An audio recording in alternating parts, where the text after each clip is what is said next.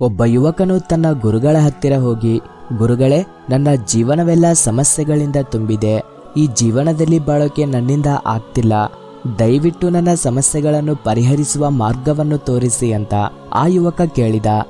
ಆವಾಗ ಆ ಗುರುವು ಆ ಯುವಕನನ್ನು ಒಂದು ಗ್ಲಾಸ್ ನೀರಿನಲ್ಲಿ ಒಂದು ಹಿಡಿ ಉಪ್ಪನ್ನು ಹಾಕೋಕೆ ಹೇಳಿದ್ರು. ಆ ಯುವಕನು ಗುರುಗಳು ಹೇಳಿದ ಹಾಗೆ ಒಂದು ಗ್ಲಾಸ್ ನೀರಿನಲ್ಲಿ ಒಂದು ಹಿಡಿ ಉಪ್ಪನ್ನು ಹಾಕಿದ. ನಂತರ ಗುರುಗಳು ಯುವಕನಿಗೆ ಆ ನೀರನ್ನು ಕುಡಿ ಅಂತ ಹೇಳಿದರು.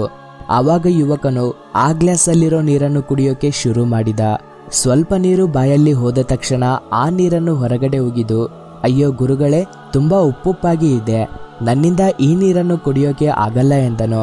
ಆವಾಗ ಆ ಗುರು ಸಣ್ಣದಾಗಿ ಮುಗುಳು ನಗೆಯಿಂದ ಇನ್ನೊಂದು ಹಿಡಿ ಉಪ್ಪನ್ನು ತೆಗೆದುಕೊಂಡು ಒಂದು ನದಿಯ ಹತ್ತಿರ ಆ ಯುವಕನನ್ನು ಕರೆದುಕೊಂಡು ಹೋದರು. ಹೋಗಿ ಆ ಒಂದು ಹಿಡಿ ಉಪ್ಪನ್ನು ಆ ನದಿಯಲ್ಲಿ ಹಾಕಿ, ಇವಾಗ ಈ ನದಿಯ ನೀರನ್ನು ಕುಡಿ ಅಂತ ಆ ಯುವಕನಿಗೆ ಹೇಳಿದರು. ಆವಾಗ ಆ ಯುವಕ ಆ ನದಿಯ ನೀರನ್ನು ಕುಡಿದ. ಆವಾಗ ಗುರುಗಳು ಈ ನೀರು ಹೇಗಿದ್ದಾವೆ ಅಂತ ಆ ಯುವಕನನ್ನು ಕೇಳಿದರು. ಆವಾಗ ಆ ಯುವಕ ಚೆನ್ನಾಗೇ ಇದ್ದಾವೆ ಗುರುಗಳೇ ಎಂದು ಉತ್ತರಿಸಿದ. ಆವಾಗ ಆ ಗುರುವು ಇದೇ ಒಂದು ಹಿಡಿ ಉಪ್ಪಿನ ನೀರನ್ನು ಮೊದಲು ಯಾಕೆ ಕುಡಿಯೋಕೆ ಆಗ್ಲಿಲ್ಲ, ಇವಾಗ ಹೇಗೆ ಕುಡಿದೆ ಎಂದು ಆ ಯುವಕನನ್ನು ಕೇಳ್ತಾರೆ. ಆವಾಗ ಆ ಯುವಕ, ಮೊದಲು ಇದ್ದದ್ದು ಕೇವಲ ಒಂದು ಗ್ಲಾಸ್ ನೀರು ಮಾತ್ರ, ಅಂದ್ರೆ ಸ್ವಲ್ಪ ನೀರು ಮಾತ್ರ ಅಲ್ವಾ, ಅದಕ್ಕೆ ನನ್ನಿಂದ ಆ ಉಪ್ಪಿನ ನೀರನ್ನು ಕುಡಿಯೋಕೆ ಆಗ್ಲಿಲ್ಲ. ಆದ್ರೆ ಇದು ನದಿ, ತುಂಬಾ ನೀರು ಇದೆ ಗುರುಗಳೇ, ಹಾಗೂ ಈ ನೀರು ಹರಿದು ಹೋಗುತ್ತಿದೆ. ಒಂದು ಹಿಡಿ ಉಪ್ಪನ್ನು ಇದರಲ್ಲಿ ಹಾಕಿದ್ರೆ ಆ ಉಪ್ಪಿನಾಂಶ ಈ ನೀರಿನಲ್ಲಿ ಹೇಗೆ ಬರುತ್ತದೆ, ಅದಕ್ಕೆ ಈ ನೀರನ್ನು ಕುಡಿಯೋಕೆ ಸಾಧ್ಯ ಆಯಿತು ಗುರುಗಳೇ ಎಂದು ಉತ್ತರಿಸಿದನು. ಯುವಕನ ಉತ್ತರದಿಂದ ಗುರುಗಳು ನಕ್ಕು, ಮಗು, ನಮಗೆ ಇರುವ ಸಮಸ್ಯೆಗಳು ಕೂಡ ಒಂದು ಹಿಡಿ ಉಪ್ಪಿನ ರೀತಿ.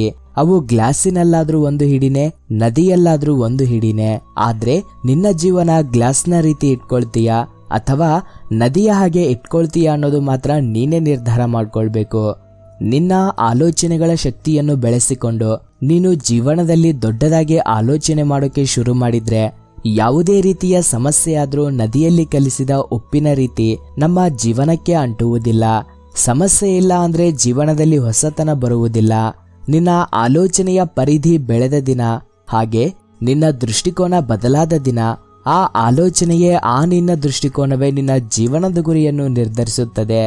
ಮನಸ್ಸಿನಲ್ಲಿ ಸಕಾರಾತ್ಮಕ ಆಲೋಚನೆಯನ್ನು ಬಾಗಿಲು ತೆಗೆದುಕೊಂಡಾಗ ಅದರಲ್ಲಿರೋ ಸಮಸ್ಯೆಗಳು ಹಾರಿ ಹೋಗ್ತವೆ ಹಾಗೂ ಪ್ರಶಾಂತವಾದ ಜೀವನ ನಿನ್ನ ಸ್ವಂತ ಆಗುತ್ತೆ. ನಿನ್ನ ಆಲೋಚನೆಯ ವಿಧಾನ ಗ್ಲಾಸಿನಲ್ಲಿರುವ ನೀರಿನ ರೀತಿ ಇರ್ಬೇಕಾ ಅಥವಾ ಹರಿಯುವ ನದಿಯ ಹಾಗೆ ಇರ್ಬೇಕಾ ಅನ್ನೋ ನಿರ್ಧಾರ ನಿನ್ನದೇ. ನಿರಂತರವಾಗಿ ನಿನ್ನ ಸಮಸ್ಯೆಗಳ ಬಗ್ಗೆ ಆಲೋಚಿಸಬೇಡ. ನಿನ್ನ ಸಕಾರಾತ್ಮಕ ಆಲೋಚನೆಗಳಿಂದ ಆ ಸಮಸ್ಯೆಗಳನ್ನು ಪರಿಹರಿಸು. ನಿನ್ನ ಸಕಾರಾತ್ಮಕ ಆಲೋಚನೆಗಳೇ ನಿನಗೆ ಬದುಕುವುದನ್ನು ಕಲಿಸುತ್ತವೆ ಎಂದು ಆ ಗುರುಗಳು ಹೇಳಿದರು. ಆವಾಗ ಆ ಯುವಕನು ತನ್ನ ಗುರುಗಳಿಗೆ ಧನ್ಯವಾದಗಳನ್ನು ತಿಳಿಸಿ ತನ್ನ ಜೀವನವನ್ನು ಆನಂದಮಯವಾಗಿ ಮಾಡಿಕೊಂಡನು. Thank you for watching this video. ಜೈ ಹಿಂದ್.